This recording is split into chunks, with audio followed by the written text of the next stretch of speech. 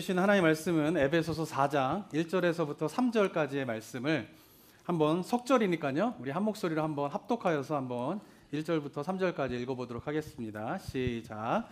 그러므로 주 안에서 갇힌 내가 너희를 권하노니 너희가 부르심을 받은 일에 합당하게 행하여 모든 겸손과 온유로 하고 오래 참음으로 사랑 가운데서 서로 용납하고 평안에 매는 줄로 성령이 하나 되게 하신 것을 힘써 지키라.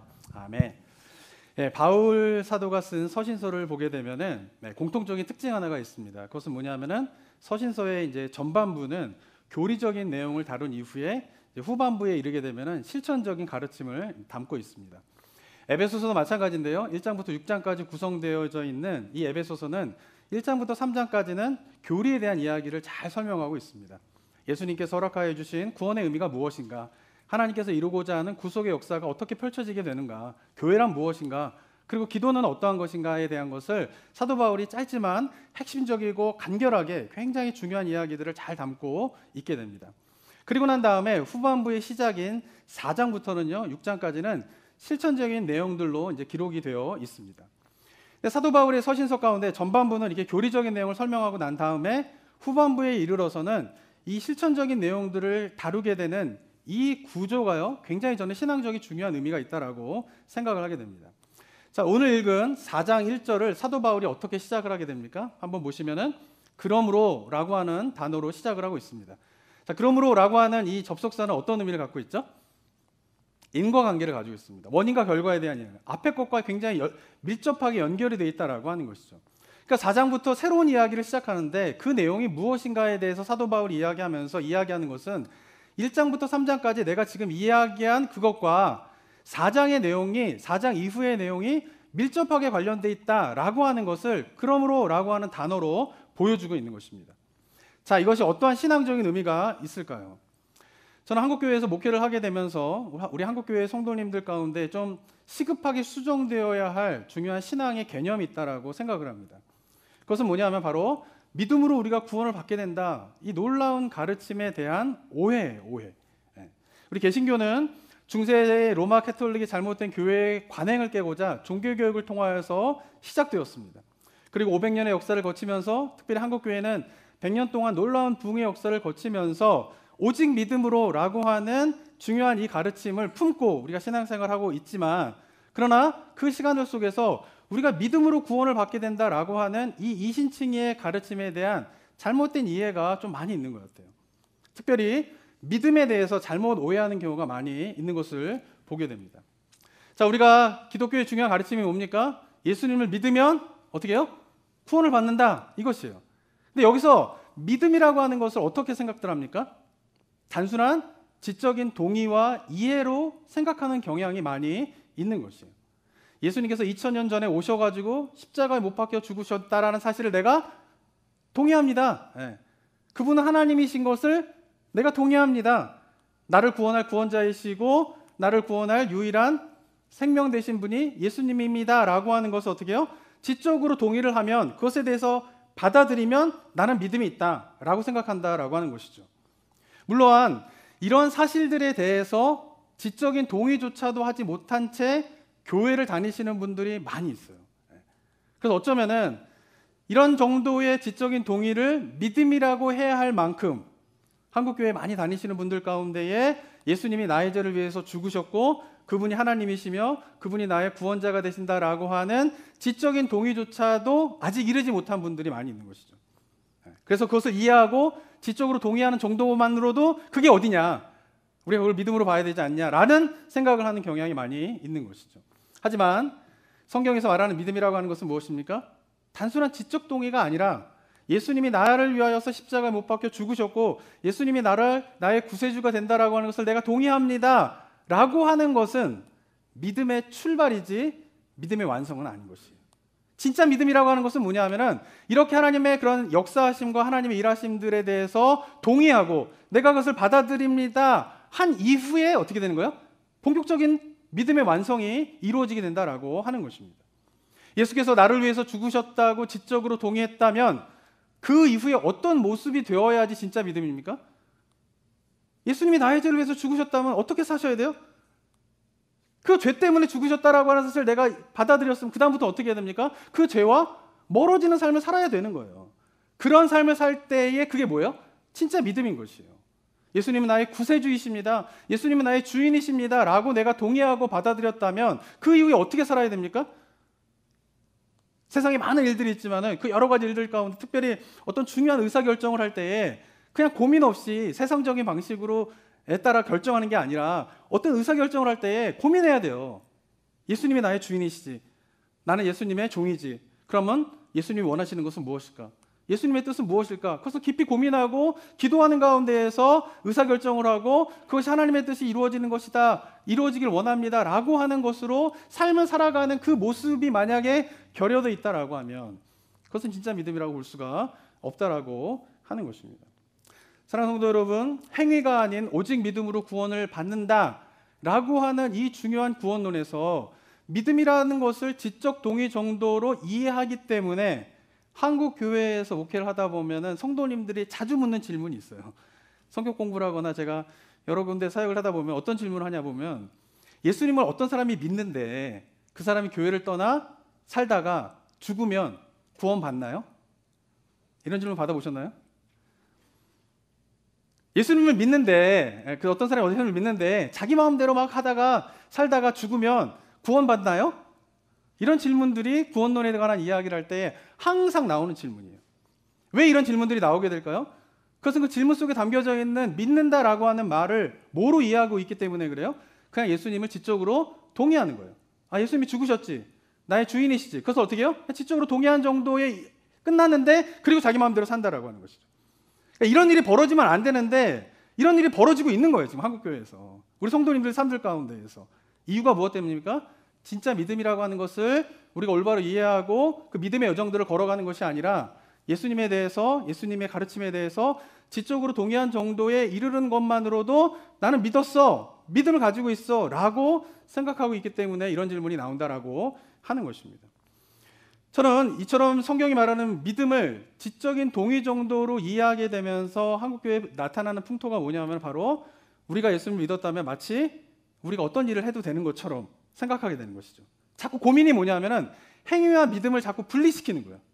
믿는데 행위가 뒤따라주지 않으면 어떻게 합니까? 이 고민이 너무나 많은 거예요. 근데 성경 속에서 이야기하고 있는 진짜 믿음은, 진짜 믿음이라고 하면 예수님을 믿은 이후에 어떤 짓인지 하면서 살 수 없는 거예요. 그런데 자꾸 어떻게 합니까? 믿음과 행위에 대한 그 분리와 막 이런 것들이 고민들이 이 교회에 보면 성도님들 삶 가운데 계속 고민되어지는 것을 보게 되는 것이죠. 이유가 뭐냐면 바로 믿음이라고 하는 것을, 예수님을 믿는다라고 하는 것을 그냥 지적인 동의 정도에서 끝나버리는 생각들이 있기 때문에 그렇다라고 하는 것입니다. 저는 만약에 사도 바울이 믿음으로 우리가 구원을 받게 됩니다 라고 하는 그의 가르침 속에서 예수님을 믿는다라고 하는 것을 지적으로 동의하는 정도에 그쳤다면 아마도 에베소서는 1장부터 3장으로 끝냈을 거예요. 대부분의 서신서들은 전반부에서 끝냈을 거예요. 근데 사도 바울이 교리에 대해서 1장부터 3장까지 예수님의 구원이 무엇인가, 하나님의 구원의 역사가 어떤 것인가, 교회란 무엇인가, 뭐 이런 거는 에베소서 1장부터 3장까지로 충분해요. 그러니까 거기서 이해하고 그것을 깨닫는 것으로 만약에 우리가 예수님을 믿는다라고 한다면 거기서 그냥 끝내버리면 되는 거예요. 근데 사도 바울은 서신서를 그렇게 절대 끝내지 않거든요. 교리에 대해서 충분하게 전반부에서 설명을 하고 난 다음에 그리고 후반부에 이르러서는 어떻게 해요? 실천적인 부분에 대해서 다루고 있는 것이에요. 이유가 무엇 때문일까요? 교리적인 가르침으로 동의를 했다면 이제 해야 할 일은 뭐예요? 그것에 따라 살아가는 거예요. 그래서 사도 바울이 4장 1절에서 어떠한 단어로 시작을 하고 있는 겁니까? 그러므로 라고 하는 단어로 시작을 하고 있는 것입니다. 한번 4장 1절을 다시 한번 읽어볼까요? 한번 읽어보겠습니다. 4장 1절 한번 읽겠습니다. 시작. 그러므로 주 안에서 갇힌 내가 너희를 권하노니 너희가 부르심을 받은 일에 합당하게 행하여. 예, 4장 1절을 보게 되면은 제가 원문의 의미를 조금 더 충실하게 해가지고 이걸 좀 번역을 했어요. 어떻게 번역할 수 있냐면은 이렇게 번역할 수 있습니다. 그러므로 주 안에서 갇힌 내가 여러분에게 도전합니다. 예. 그러니까 권합니다 이러면은 좀 느낌이 해도 되고 안 해도 되고 막 이런 느낌이에요. 그런데 원문의 의미를 보면 어떻게 해요? 강력하게 뭐예요? 권고하고 있는 거예요. 도전하고 꼭 해야 됩니다. 꼭 이렇게 살아야 됩니다라고 도전하고 있는 것이죠. 그러면서 이야기하고 있는 것이 뭐냐면 여러분이 받은 부르심에 합당한 삶의 방식으로 살아야 합니다라고 도전을 하고 있는 것이에요. 그냥 합당하게 행하십시오. 제 느낌에는 약간 약해요. 행해도 되고 안 해도 되고 막 이런 느낌인 거예요. 그런데 원문의 의미를 보게 되면 어때요? 하나님께서 여러분을 부르셨는데 그 부르심의 방식에 합당한 방식으로 살아가셔야 됩니다. 삶의 변화가 있으셔야 됩니다. 삶의 방식이 바뀌어야 됩니다라고 강력하게 도전하고 있는 것입니다. 사도 바울이 구원과 관련된 이야기를 1장부터 3장까지 충분하게 한 이후에 그리고 4장을 시작하면서 그 부르심에 합당한 삶을 살라고 강력하게 도전한 이유가 무엇 때문입니까? 구원을 가져다주는 믿음은 교리를 깨닫는 게 아니에요. 교리와 하나님의 뜻을 깨닫게 되면 온전한 믿음이 생기게 되는 것이 아니라 그 깨달은 것을 바탕으로 삶의 방식이 변해야, 그렇게 살아봐야 어떻게 해요? 믿음이 완성되기 때문에 사도 바울은 강력하게 도전합니다. 여러분들이 부르심에 합당한 삶의 방식으로 이제 바뀌십시오. 그 삶을 향하여서 나아가십시오 라고 강력하게 4장 1절에서 도전하고 그 이후에 어떠한 삶을 살지에 대한 이야기를 구체적으로 이야기를 하고 있는 것입니다. 사랑하는 성도 여러분, 성경이 말하는 진짜 믿음이 뭡니까? 그러니까 하나님에 대한 내적인 확신 정도가 아니에요. 교리에 대한 어느 정도 깨달음이 아니에요. 성경에서 말하는 진짜 믿음이라고 하는 것은 뭐냐면 하나님과의 관계 속에서 하나님에 대한 전적인 신뢰예요. 신뢰. 근데 하나님에 대한 전적인 신뢰는 뭐가 수반되어지지 않으면 안 됩니까? 인격의 성숙함이 수반되어지지 않으면 절대 인격적인 관계 속에서의 신뢰가 생기지 않는 것이에요. 그렇기 때문에 우리가 하나님에 대해서 온전한 믿음을 갖는다라고 했을 때에 반드시 수반되어져야 될 것이 있는데 그것은 뭐냐면 인격의 성숙함이에요. 성품이 변해야 되는 것이에요. 그러니까 결국 신앙이라고 하는 것은 하나님과의 관계 속에서 하나님에 대한 신뢰가 깊어지는 과정에서 수반될 수밖에 없는 인격의 성숙함. 왜? 예수님을 닮아가니까요. 성품의 변화. 그러면서 어떻게 해요? 점점 삶을 살아가면서 예수님을 더 닮아가게 되는 그 여정이 뭐예요? 그게 구원이에요. 그게 구원. 그러니까 천국에 가느냐 안 가느냐 이거 두 번째 문제예요. 예수님을 닮아서 예수님과 함께하고 예수님을 닮아가는 게 되게 기쁨이 되고 그런 예수님을 찬양하고 경배하고 막 이런 게 기쁨이 안 되면 천국 가면은 천국이 이렇게 좋지만 않을 것 같아요. 천국은 그런 거거든요. 주님과 함께하고 주님을 닮아가고 주님을 찬양하고 막 그런 주님과 동행하는 삶을 살아가는 게 천국인데 만약에 그게 기쁨이 되지 않는다라고 하면 천국이 기쁨이 될까요? 그리고 우리 여정 속에서 먼저 이 땅 가운데서 우리가 경험해야 될 것이 있는데 그것은 바로 예수님을 닮아가고 인격이 성숙해가고 하는 부분들이 우리 신앙의 목표가 되어야지만이 우리가 구원의 참된 의미를 경험할 수 있다라고 하는 것입니다. 그런데 이 시대에 많은 사람들의 생각들이 어떻습니까? 하나님에 대한 내적의 확신 정도로 믿음이 있다라고 생각을 해요. 그래서 뭘 추구하게 되냐면은 영적인 체험을 추구하게 되는 것이죠. 한국 교회도 그러고 미국 교회도 그러고 지난주에 말씀드린 것처럼 이렇게 성장하는 교회들은 대부분 오순절 계통의 교회들이 성장을 하게 돼요. 이유가 무엇 때문인지 아세요? 뭔가 체험하고 싶은 거예요. 왜? 하나님이 처음에 신앙의 어려움 그거잖아요. 하나님이 눈에 보이지 않는데 그 하나님을 어떻게 믿느냐 이게 문제잖아요. 뭔가 체험하면 하나님이 살아계시는구나 라고 느끼게 되는데 그렇게 하나님이 살아계시는구나 라고 내적인 확신을 가진 정도로 내가 예수님을 믿게 되었다, 예수님을 믿는다 라고 생각하면 그건 아니라는 거죠. 왜? 그것은 출발에 불과하다라고 하는 것이죠. 제가 이것을 어떻게 좀 설명을 쉽게 해드릴까라고 고민을 하다가 한국에서 이제 방문하시는 분들 있잖아요. 처음으로 미국에 오시는 분들이 제일 가고 싶은 곳이 어딜까요? 손님들 그랜드 캐니언입니다. 정답하셨습니다. 다들 한국에서 미국 한번 방문하시면은 뭐 자주 오시는 분들은 안 그렇지만 진짜 일생일대 한번 큰맘 먹고 미국에 딱 오면은 제일 가고 싶은 곳이 어딜까요? 그랜드 캐니언을 한번 가고 싶어 하는 거예요. 근데 요즘에는 뭐 구글이라든지 뭐 인터넷이라든지 이런 게 발달되어서 뭐 그랜드 캐니언을 갈 때 누구한테 안 물어봅니다. 그렇지만 제가 처음에 미국에 왔을 때만 해도 제 주변에 있는 먼저 오신 목사님들이 저한테 미국에서 살려고 하면은 꼭 멤버십 하나를 들어야 된다. 이렇게 하면서 저한테 멤버십을 들라고 그랬어요. 그게 뭐냐면 트리플 A예요. 트리플 A 멤버십을 꼭 가져야 된다는 거예요. 이유가 무엇 때문이냐면은 트리플 A 멤버십을 가지면은 뭐 로드 서비스 같은 것도 이렇게 받을 수 있지만 중요한 건 뭐냐? 뭐를 얻을 수 있어요? 역시 이제 오래되신 분들은 다 아시지만은 지도를 얻을 수 있어요. 지도를. 그래서 내가 만약에 그랜드 캐니언을 간다. 그러면 옛날에는 어떻게 되냐면 막 인터넷을 찾아볼 수 없으니까 제일 먼저 뭐예요? 트리플 A 오피스부터 가는 거예요. 그래서 그랜드 캐니언까지 가는 뭐를 달라 그래요? 지도를 달라 그래요. 그러면 이렇게 종이로 딱 된 이제 그랜드 캐니언까지 LA에서 그랜드 캐니언까지 가는 길이 어떻게 되나 막 이렇게 자세하게 적힌 지도 한 장을 딱 받게 됩니다. 그게 출발이에요. 여행의 출발이에요. 근데 거기에는 LA에서 그랜드 캐니언까지 가게 되는 여정 길들만 자세하게 나와 있을 뿐만 아니라 거기에 보면 사진들이 있어요. 사진들이. 뭐 그랜드 캐니언에 여러 뷰 포인트가 있는데 그 이쪽 뷰 포인트에서 찍을 때는 이런 광경 사진, 뭐 여기서 뭐 볼 때는 이런 광경, 이런 사진들이 거기에 쫙 있어요. 자, 그러면은 그랜드 캐니언까지 가는 지도를 내가 가졌다고, 내가 그랜드 캐니언에 가봤다고 말할 수 있을까요? 그 사진을 보면은 거기 안에는 그랜드 캐니언과 관련된 여러 가지 사진들이 많은데 그 그랜드 캐니언과 관련된 사진들을 내가 많이 봤다고 그랜드 캐니언을 봤다라고 말할 수 있습니까? 아니죠. 지도를 얻어서 지도를 통하여서 가는 길이 어떻다라고 하는 것을 알았다면 그 다음 해야 될 일은 뭘까요? 저는 어려운 질문 안 드리죠? 어떻게 해야 됩니까? 가야 돼요. 가야 돼요. 예, 그쵸? 근데 그랜드 캐니언까지 뭐 아니면 지도를 보고, 예전에는, 요즘에 뭐 GPS 따라다니니까 뭐 그런 어려움들이 없는데 옛날에 지도를 보고 길을 찾아가시는 분들은 아마 아실 거예요. 이게 분명히 지도는 명확한데 실제 가보다 보면은 아리까리한 길이 있어요. 이게 완전히 우회전을 해야 되는지 아니면 비스듬히 우회전을 해야 되는지 막 이런 거 모를 때가 있어요.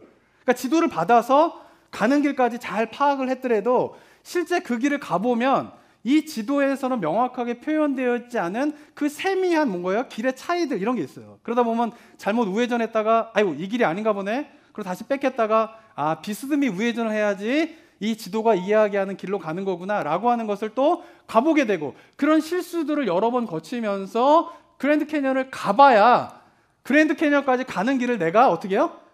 알았다라고 이야기할 수 있는 거죠. 그죠? 근데 만약에 내가 지도를 보고 그랜드 캐니언까지 가는 길을 잘 표시된 지도를 받았다고 내가 그랜드 캐니언을 갈 줄 안다라고 말한다면 그게 얼마나 우스운 이야기예요.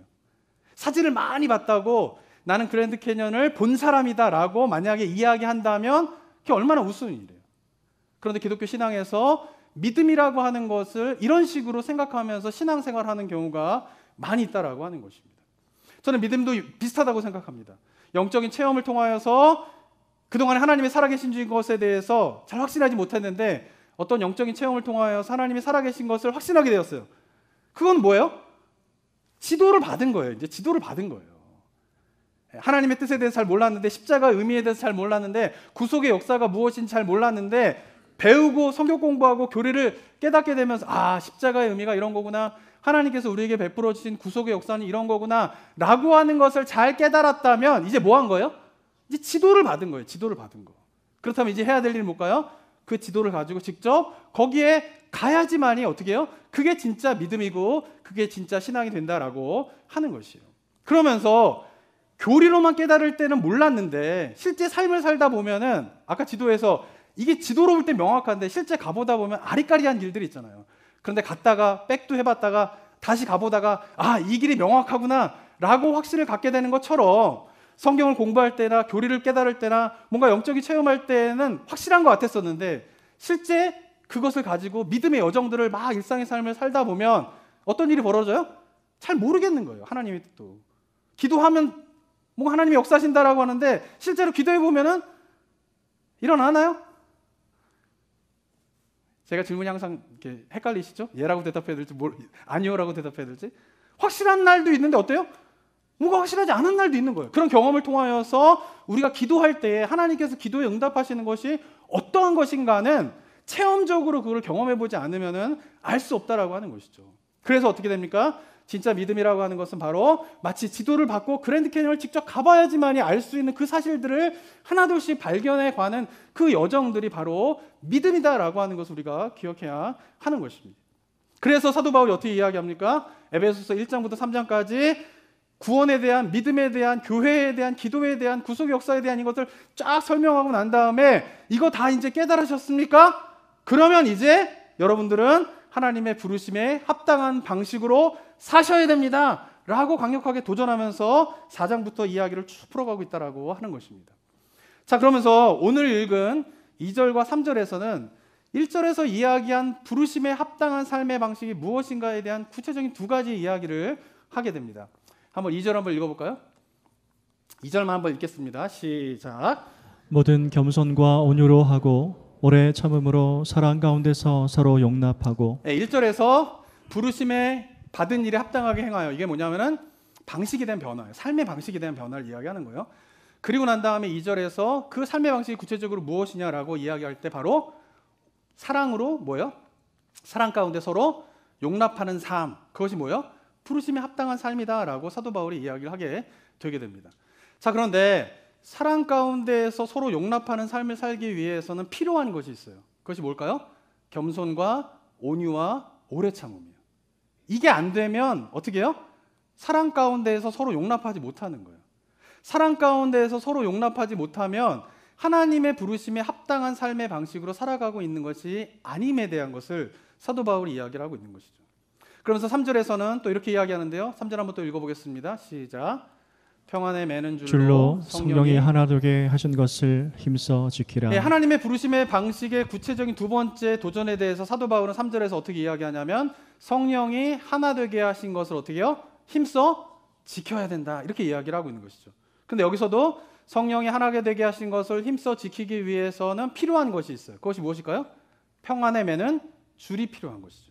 평안에 매는 줄이 없다면 성령이 하나 되게 하신 것을 힘써 지킬 수가 없음에 대한 것을 이야기하고 있는 것입니다.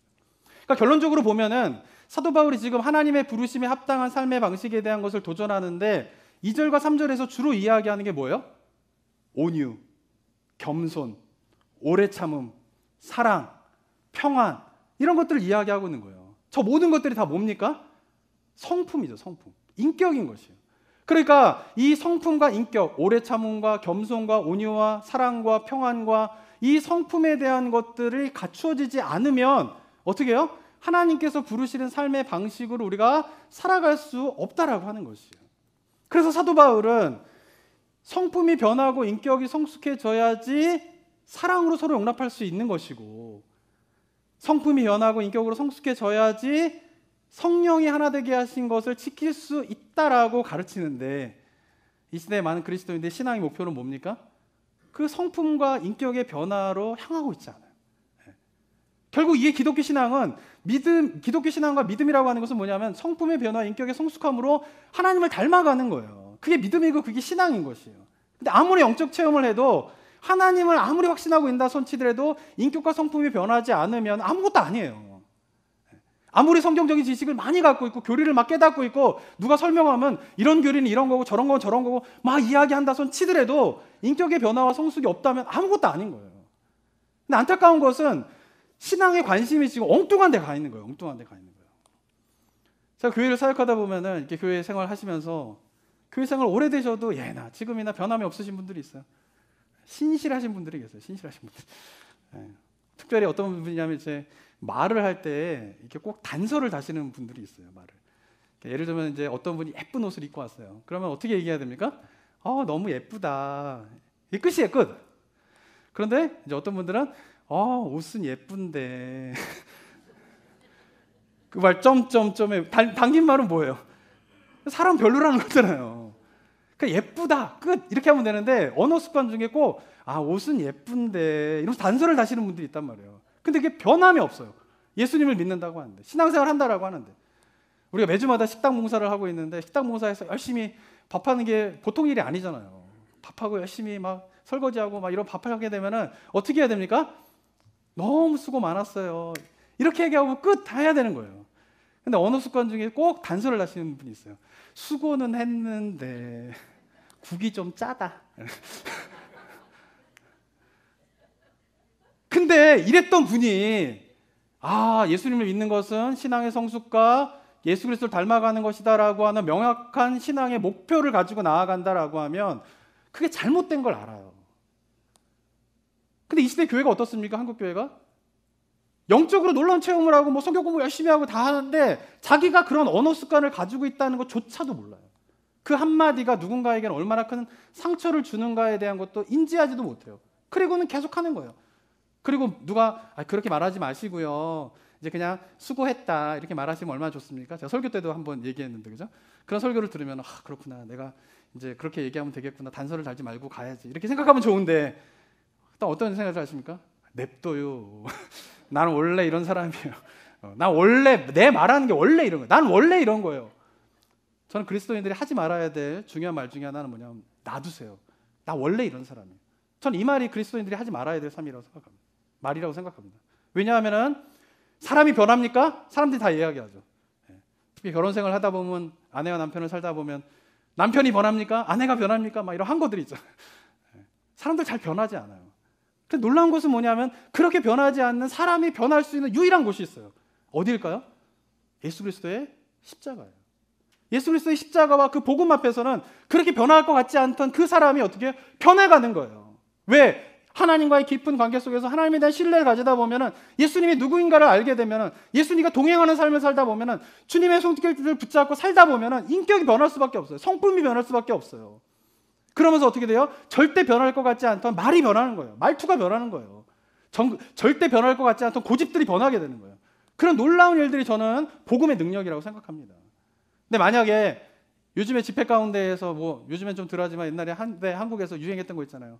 아말감이 금으로 변하는 집회이다. 그럼 막 사람들이 막 구름대같이 막 모이는 거예요.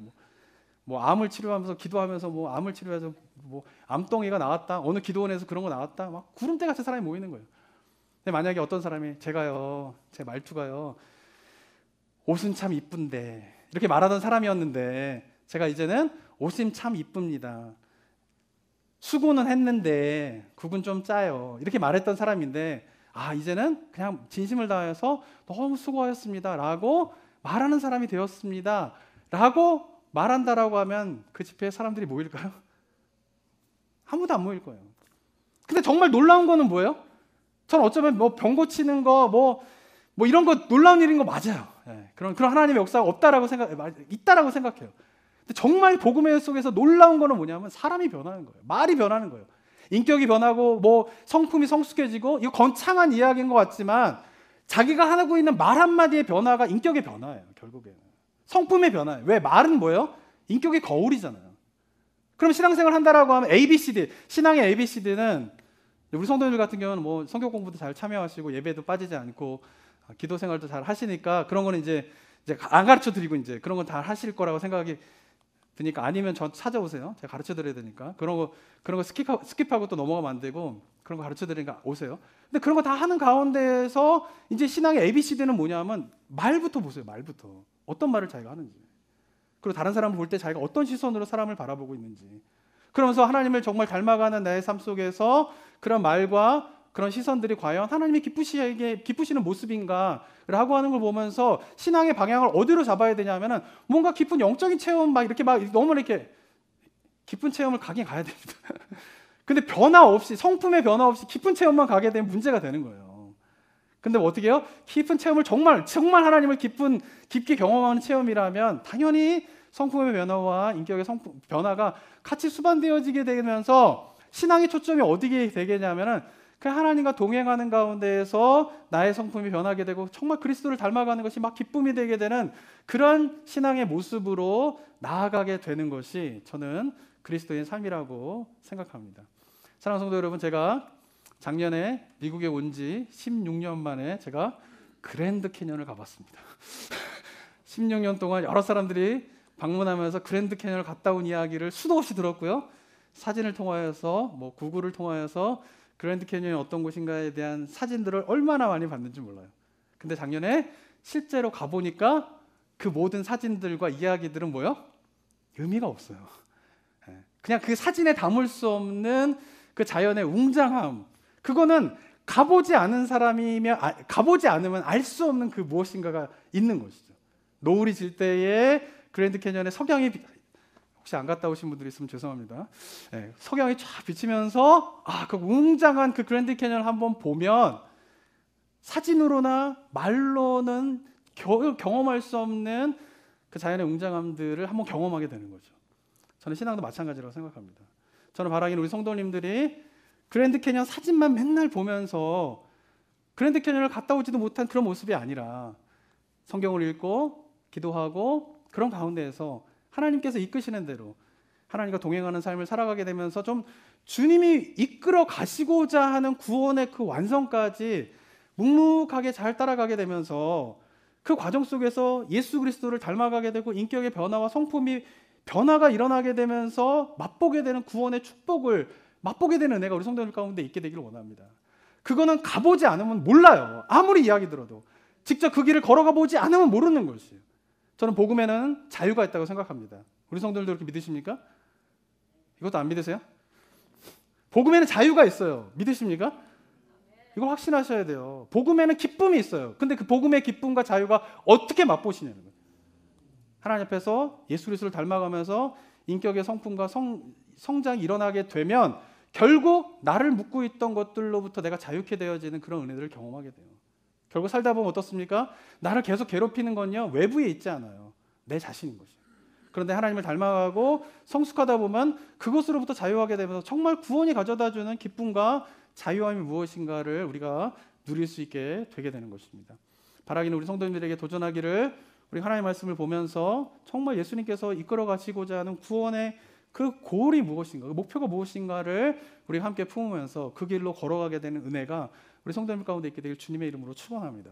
그때에 비로소 하나님께서 그의 가장 사랑하는 아들인 독생자 예수 그리스도를 이 땅에 보내셔서 죽게 하심으로 말미암아 우리에게 주시고자 하는 그 구원의 기쁨과 그 구원의 축복이 어떤 것인가를 맛볼 수 있게 되는 것입니다. 그 은혜를 맛보게 되는 은혜가 우리 성도들 모두에게 있게 되기를 주님의 이름으로 축원합니다. 사랑과 은혜가 충만하신 하나님 아버지, 예수 그리스도 독생자를 이 땅에 보내셔서 십자가에 못 박혀 죽기까지 하시면서 우리에게 주시고자 하는 그 구원의 아름다움들을 여기 계신 성도님들 한 사람도 빠짐없이 누릴 수 있도록 주님 역사하여 주시옵소서.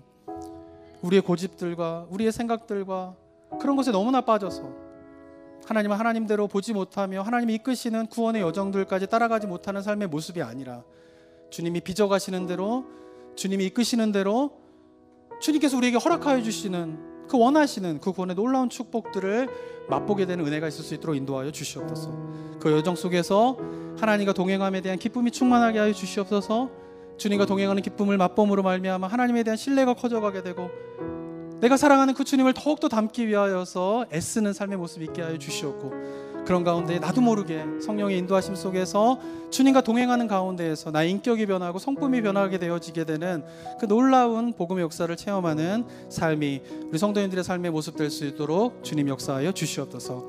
이 시간 이후부터 우리가 가야 될 신앙의 여정이 어떤 것인가를 내 생각이 아니라 주님께서 말씀하시는 대로 성경에서 이야기하신 그대로 바라보고 따라감으로 여기 계신 모든 분들이 그 구원의 완성을 향하여서 걸어가게 되는 아름다운 삶의 모습 될 수 있도록 주님 은혜를 더하여 주시옵소서. 아멘. 감사드립니다. 예수 그리스도의 이름으로 기도드립니다. 아멘. 아멘.